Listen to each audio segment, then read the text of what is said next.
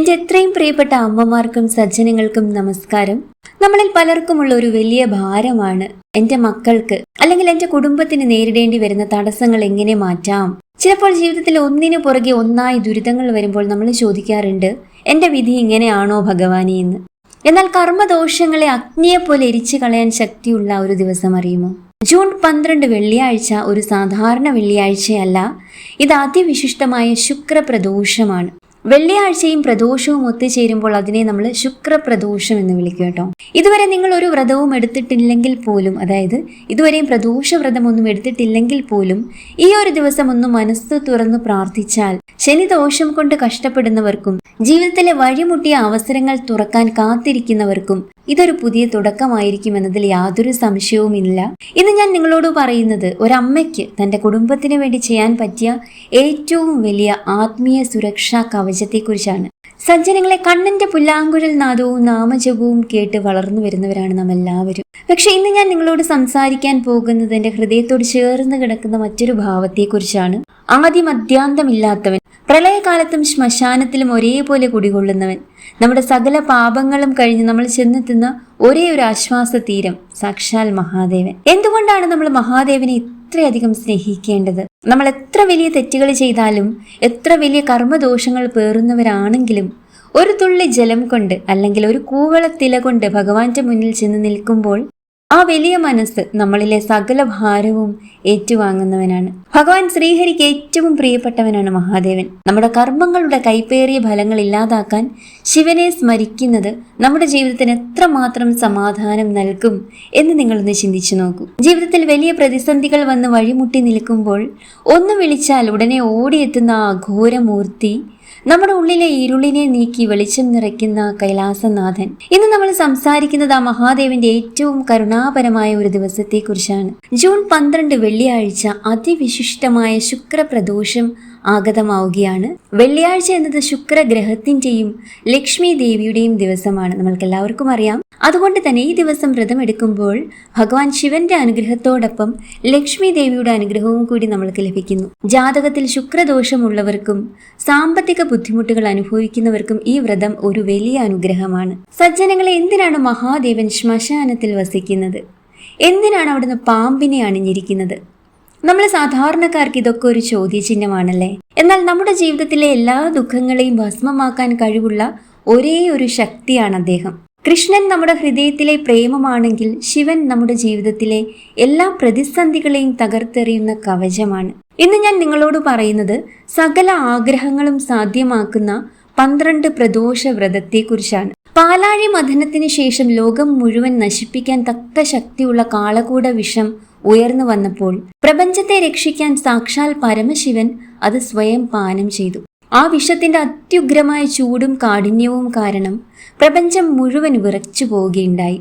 ഭഗവാന്റെ ഉള്ളിലുള്ള ലോകത്തെ രക്ഷിക്കാനായി സാക്ഷാൽ പാർവതി ദേവി ഓടിയെത്തി ഭഗവാന്റെ ഖണ്ഡത്തിൽ അമർത്തി പിടിക്കുകയും വിഷം തൊണ്ടയിൽ തന്നെ ഉറപ്പിച്ചു നിർത്തുകയും ചെയ്തു അത്രേ. അങ്ങനെ വിഷത്തിന്റെ താപം ശമിപ്പിക്കാൻ ദേവന്മാരും ഭഗവാനെ പ്രാർത്ഥിച്ചു വണങ്ങി. വിഷത്തിന്റെ കാഠിന്യം മാറി പ്രപഞ്ചം സുരക്ഷിതമായപ്പോൾ ആ സന്തോഷത്തിൽ ത്രയോദശി തിഥിയുടെ വൈകുന്നേരത്തെ പ്രദോഷ സമയത്ത് ഭഗവാൻ ശിവൻ അതീവ പ്രസന്നനായി. തുടർന്ന് ദേവീദേവന്മാരെ സാക്ഷി നിർത്തി ഭഗവാൻ കൈലാസത്തിൽ ആനന്ദ നടനമാടി എന്നാണ് പുരാണം പറയുന്നത്. സരസ്വതി ദേവി ഈ സമയത്ത് വീണ വായിക്കുകയും ബ്രഹ്മാവ് താളമിടുകയും ലക്ഷ്മി ദേവി ഗീതം ആലപിക്കുകയും ചെയ്ത ആ ധന്യ മുഹൂർത്തമാണ് പ്രദോഷ സമയം. അതുകൊണ്ടാണ് പ്രദോഷ സമയത്ത് നമ്മൾ ശിവനെയും പാർവതിയെയും ഒരേപോലെ തൊഴുന്നത്. ആ സമയത്ത് ഭഗവാൻ എന്തും തരാൻ തയ്യാറായിരിക്കുന്ന ഒരു മുഹൂർത്തമാണ്. ഈ സമയം ശിവക്ഷേത്രത്തിൽ ദർശനം നടത്തുന്നത് എല്ലാ പാപങ്ങളും അകറ്റി ആനന്ദം തരും എന്നാണ് പറയപ്പെടുന്നത്. ഞാൻ തുടക്കത്തിൽ തന്നെ പറഞ്ഞു 12 പ്രദോഷ വ്രതം അനുഷ്ഠിക്കുന്നതിനെ കുറിച്ച്. അതായത് നിങ്ങൾ ഈ കാലയളവിൽ മനസ്സിൽ ആഗ്രഹിക്കുന്ന ഏതൊരു ആഗ്രഹവും സാക്ഷാൽ മഹാദേവൻ നിങ്ങളുടെ കൈവെള്ളയിൽ വെച്ച് തരാൻ പോകുന്ന അതിശക്തമായ 12 പ്രദോഷ വ്രതങ്ങൾ നിങ്ങൾ എടുക്കുന്നതിനെ കുറിച്ചിട്ടാണ് ഞാൻ പറഞ്ഞു വരുന്നത്. അല്ലെങ്കിൽ ഈ കാലയളവിൽ ഏറ്റവും വലിയൊരു സാമ്പത്തിക ബുദ്ധിമുട്ടുകളിൽ കൂടി നിങ്ങൾ കടന്നു പോകുന്ന ഒരു സമയമാവും. അല്ലെങ്കിൽ അമ്മമാര് മക്കളെ ചൊല്ലി അത്യധികം വിഷമിക്കുന്ന ഒരു സമയമാവും. എന്ത് വിഷമങ്ങളാണെങ്കിലും എന്ത് ആഗ്രഹങ്ങളാണെങ്കിലും ഈ ഒരു സമയത്ത് ഈ ഒരു കാലഘട്ടത്തിൽ നിങ്ങൾക്ക് നടന്നു കിട്ടേണ്ടതായിട്ടുള്ളത് അതൊരു സങ്കല്പമായി സാക്ഷാൽ മഹാദേവന്റെ പാദങ്ങളിൽ സമർപ്പിച്ചുകൊണ്ട് നമ്മൾ 12 പ്രദോഷ വ്രതം എടുക്കുകയാണെങ്കിൽ അമ്മ മനസ്സുകളിലെ ആ ഒരു ആഗ്രഹം ഇതാ നടന്നു കിട്ടാൻ പോവുകയാണ്. എന്തുകൊണ്ടാണ് 12 പ്രദോഷ വ്രതങ്ങൾ എന്ന് പറയുന്നത്? ഇനി ആചാര്യന്മാർ പറയുന്ന ആ വലിയൊരു രഹസ്യമുണ്ട്. ഏതെങ്കിലും ഒരു കാര്യം സാധിക്കാൻ നിങ്ങൾ ഈ ഒരു സമയത്ത് ആഗ്രഹിക്കുന്നുണ്ടോ? അതൊരു വിവാഹമാകാം, ദാമ്പത്യത്തിലെ കലഹങ്ങൾ തീർക്കുന്നതാകാം, സാമ്പത്തിക പ്രതിസന്ധികൾ മാറുന്നതുമാകാം. വെറും 12 പ്രദോഷ വ്രതങ്ങൾ മുടങ്ങാതെ ഒന്ന് എടുത്തു നോക്കൂ. ഇതാരോടും നിങ്ങൾ പറയേണ്ടതായിട്ടില്ല. നിങ്ങളുടെ ആഗ്രഹം ഭഗവാൻ കൈവെള്ളയിൽ വെച്ച് നടത്തിത്തരും. ഇത് വെറും വിശ്വാസമല്ല, അനുഭവമാണ്. പ്രദോഷ സന്ധ്യയിൽ നിങ്ങൾ അർപ്പിക്കുന്ന പ്രാർത്ഥന നേരിട്ട് കൈലാസത്തിലേക്ക് എത്തുന്നു എന്നാണ് വിശ്വാസം. സൂര്യാസ്തമയത്തിന് മുൻപും പിൻപുമായി 1.5 മണിക്കൂർ വീതമുള്ള 3 മണിക്കൂറാണ് പ്രദോഷകാലം എന്ന് പറയുന്നത്. ഈ പ്രദോഷ വ്രതം എങ്ങനെയാണ് എടുക്കേണ്ടത് എന്ന് നോക്കാം. വ്രതത്തിന് തലേ ദിവസം നമ്മൾക്ക് ഒരിക്കൽ എടുക്കാം. തലേ ദിവസം പൂർണ്ണമായിട്ട് മാംസാദികൾ ഒഴിവാക്കണം. ഒരു നേരം മാത്രം അരിയാഹാരം കഴിച്ചാൽ മതിയാവും. പ്രദോഷ നാള് പൂർണ്ണ ഉപവാസം എടുക്കുന്നത് ഏറ്റവും നല്ലതാണ്. ആരോഗ്യം അനുവദിക്കുന്നവർ മാത്രം പൂർണ്ണ ഉപവാസം എടുക്കാം. അല്ലാത്തവർക്ക് ലളിതമായ ആഹാരം എന്തെങ്കിലും കഴിക്കാവുന്നതാണ്. ക്ഷേത്രത്തിലെ നെയ്തിച്ചോറ് കഴിക്കാവുന്നതാണ്. അന്ന് രാവിലെയും വൈകിട്ടും, അതായത് അതിരാവിലെ എഴുന്നേറ്റ് കുളിച്ച് ശുദ്ധിയായി ഭസ്മം ധരിച്ച് രുദ്രാക്ഷം ധരിച്ച് ആൽ പ്രദക്ഷിണം ചെയ്ത് ശിവദർശനം നടത്തുന്നത് ഏറ്റവും ഐശ്വര്യമാണ്. അങ്ങനെ അതിരാവിലെ നിങ്ങൾക്ക് മഹാദേവന്റെ ക്ഷേത്രത്തിൽ പോകാൻ സാധിക്കുകയാണെങ്കിൽ പോകുന്നത് ഏറ്റവും ഐശ്വര്യമാണ്. ഇനി ക്ഷേത്രത്തിൽ പോകാൻ കഴിയില്ലെങ്കിൽ വീട്ടിൽ നമ്മൾ വ്രതമെടുത്തിരുന്ന് കുളിച്ച് ശുദ്ധിയായിട്ടൊരു ശുഭ്രവസ്ത്രം ധരിച്ച് നമ്മുടെ പൂജാമുറിയിലെത്തി സാധാരണ പോലെ നിലവിളക്ക് കൊളുത്തുക.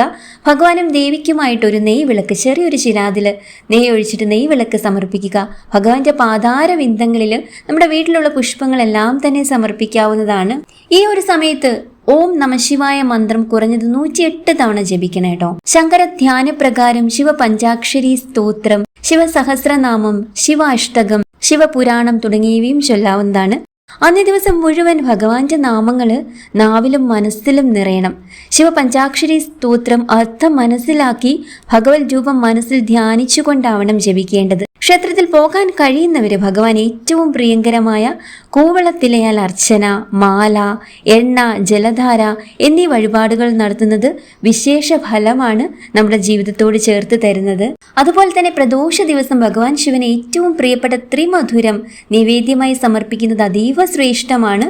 കദളിപ്പഴവും തേനൂറുന്ന മധുരവും നെയ്യും ചേർത്ത ഈ നിവേദ്യം സമർപ്പിച്ചാൽ ജീവിതത്തിലെ എല്ലാ കഷ്ടപ്പാടുകളും മാറി മധുരം നിറഞ്ഞ നല്ല നാളുകൾ കൈവരുമെന്നാണ് വിശ്വാസം. അതുപോലെ സന്ധ്യയ്ക്ക് ക്ഷേത്രത്തിൽ പോകാൻ കഴിയുമെങ്കിൽ സന്ധ്യയ്ക്ക് മുൻപ് കുളിച്ച് ശിവക്ഷേത്ര ദർശനം നടത്തുക. പ്രദോഷ പൂജ, അഭിഷേകം തുടങ്ങിയ ചടങ്ങുകളിൽ പങ്കെടുക്കാം. അഭിഷേകത്തിന് പാല്, കരിക്ക്, പനിനീർ, കൂവളമാല എന്നിവ ശിവക്ഷേത്രത്തിൽ സമർപ്പിച്ചുകൊണ്ട് നമ്മൾക്ക് പ്രാർത്ഥിക്കാവുന്നതാണ്.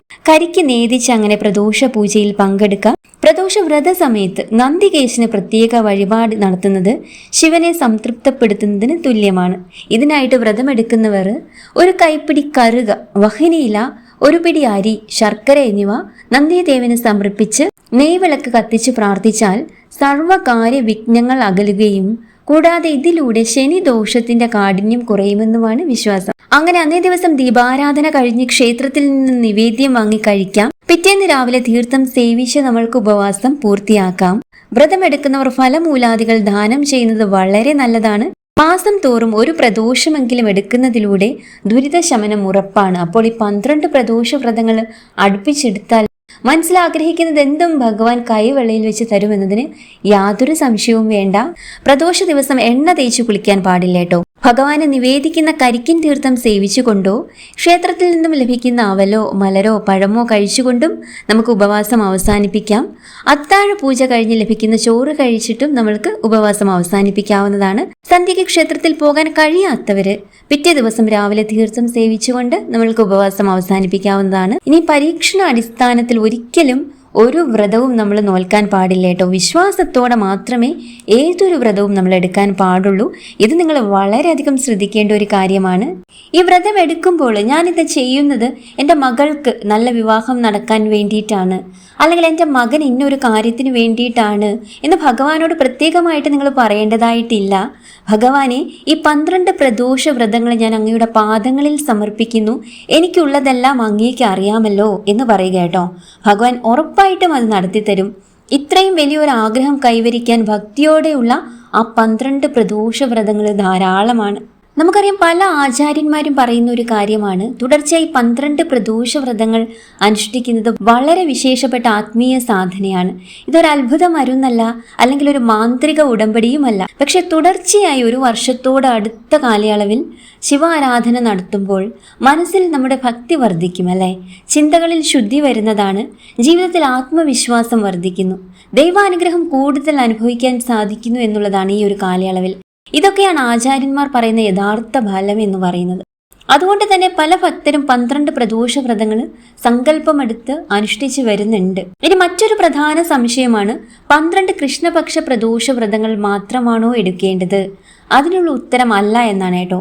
സാധാരണയായി പലരും തുടർച്ചയായി വരുന്ന 12 പ്രദോഷ വ്രതങ്ങൾ, അതായത് കൃഷ്ണപക്ഷവും ശുക്ലപക്ഷവും വരുന്ന പ്രദോഷ വ്രതങ്ങളും ചേർത്തിട്ട് അടുപ്പിച്ചു വരുന്ന 12 പ്രദോഷ വ്രതങ്ങൾ എടുക്കാറുണ്ട്. ചില സമ്പ്രദായങ്ങളിൽ 12 കൃഷ്ണപക്ഷ പ്രദോഷ വ്രതങ്ങൾ മാത്രം എടുക്കുന്നവരുണ്ട്. അതുപോലെ തന്നെ ചിലർ ശനി പ്രദോഷം മാത്രം 12 എണ്ണം, അതായത് ശനിയാഴ്ച ദിവസം പ്രദോഷം വരുന്ന മഹാശനി പ്രദോഷം 12 എണ്ണം അടുപ്പിച്ചെടുക്കുന്നവരുമുണ്ട്. അതുകൊണ്ട് നിങ്ങളുടെ സാഹചര്യം, നിങ്ങളുടെ മനസ്സ് എന്താണോ പറയുന്നത് അതിനനുസരിച്ച് ചെയ്യുക കേട്ടോ. ഇനി പലർക്കും ഉണ്ടാകുന്ന ഒരു സംശയമാണ്, ഒരു പ്രദോഷവ്രതം മുടങ്ങിയാൽ നമ്മൾ എന്താണ് ചെയ്യുക എന്നതല്ലേ. പല കാരണങ്ങളും കൊണ്ട് പ്രദോഷവ്രതം നമ്മൾ മുടങ്ങിപ്പോകാൻ സാധ്യതയുണ്ട്. അങ്ങനെ ഒരു സാഹചര്യം വന്നാൽ നിങ്ങൾ ഭയപ്പെടേണ്ട കാര്യമൊന്നുമില്ല കേട്ടോ. നമ്മുടെ സാക്ഷാൽ മഹാദേവൻ എന്ന് പറയുന്നത് കരുണാസാഗരനാണ്. ഒരു ദിവസം മുടങ്ങിയത് കൊണ്ട് ഭഗവാൻ കോപിക്കുമെന്നോ ശിക്ഷിക്കുമെന്നോ അങ്ങനെയൊന്നും നിങ്ങൾ മനസ്സിൽ വിചാരിക്കേണ്ടതായിട്ടില്ല. ആത്മാർത്ഥമായ ഭക്തിയാണ് ഏറ്റവും പ്രധാനപ്പെട്ടത് എന്ന് പറയുന്നത്. ചിലരാണെങ്കിൽ തുടർച്ചയായിട്ട് ബാക്കിയായിട്ട്, അതായത് ഒരെണ്ണം മുടങ്ങിയാലും പിറ്റേ പ്രാവശ്യം വരുന്ന ആ ഒരു പ്രദോഷം മുതൽ ബാക്കിയായിട്ട് എടുത്ത് പോകാറുണ്ട്. ചിലർ ഒന്നേ എന്നും പറഞ്ഞിട്ട് അടുത്ത പ്രദോഷം മുതൽ തുടങ്ങാറുണ്ട് കേട്ടോ. അപ്പം നിങ്ങളുടെ മനസ്സ് എന്താണോ പറയുന്നത് അതിനനുസരിച്ച് ചെയ്യുക. എന്തായാലും ഭക്തിയും നമ്മുടെ മനസ്സും നമ്മുടെ പ്രവൃത്തിയും ഒക്കെ തന്നെയാണ് പ്രധാനം. ഭഗവാൻ ഇതെല്ലാം അറിയുന്ന ഒരാളാണ്. സജ്ജനങ്ങളെ, നിങ്ങളൊരു കാര്യം മനസ്സിലാക്കണം.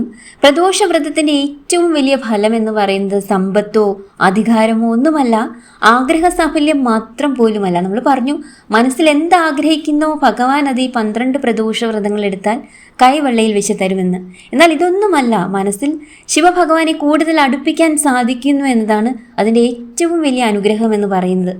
അതിനാൽ നമുക്ക് ഈ മാസത്തെ പ്രദോഷ ദിവസം നമ്മുടെ കുടുംബത്തിന് വേണ്ടിയിട്ട് പ്രാർത്ഥിക്കൂ, വ്രതമെടുക്കൂ. ഭഗവാന്റെ അനുഗ്രഹം എല്ലാവരുടെയും ജീവിതത്തിൽ നിറയട്ടെ. വീഡിയോ ഇഷ്ടമായിട്ടുണ്ടെങ്കിൽ ലൈക്ക് ചെയ്യാനും ഷെയർ ചെയ്യാനും മറക്കരുത് കേട്ടോ. കമന്റ് ബോക്സിൽ ഓം നമഃ ശിവായ എന്നൊന്ന് രേഖപ്പെടുത്തിയാൽ അത്രയും അനുഗ്രഹം ജീവിതത്തോട് ചേർത്ത് ലഭിക്കുന്നതാണ്. എല്ലാവർക്കും മഹാദേവന്റെയും സാക്ഷാൽ പാർവതി ദേവിയുടെയും വിഘ്നേശ്വരന്റെയും സുബ്രഹ്മണ്യ സ്വാമിയുടെയും അനുഗ്രഹം ജീവിതത്തോട് ചേർന്നുണ്ടാവട്ടെ എന്ന് പ്രാർത്ഥിക്കുന്നു. നന്ദി, നമസ്കാരം.